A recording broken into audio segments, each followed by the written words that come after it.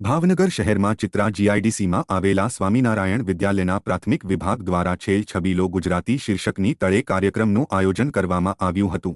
ભાવનગરના સરદારનગર ગુરુકુળ સંચાલિત સ્વામિનારાયણ વિદ્યાલય ચિત્રા જીઆઈડીસી ખાતે પ્રાથમિક વિભાગે છેલ છબીલો ગુજરાતી કાર્યક્રમ રજૂ કર્યો હતો, જેમાં ગુજરાતના ગુજરાતીઓનું ગૌરવ દેશ વિદેશમાં જે રીતે પ્રચલિત છે તેને અનુસંધાને કૃતિઓ રજૂ કરવામાં આવી હતી।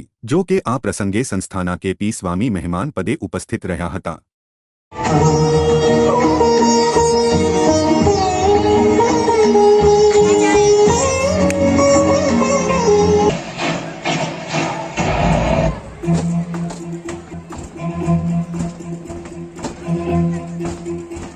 कंधों से मिलते हैं कंधे, कदमों से कदम मिलते हैं, हम चलते हैं जब ऐसे तो दिल दुश्मन के हिलते हैं।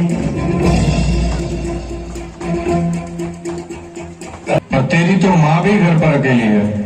अगर तुझे यहाँ कुछ होता है तो क्या तूने कभी सोचा है तेरी माँ का क्या होगा? फिर तू यहाँ फौज में क्यों आया है?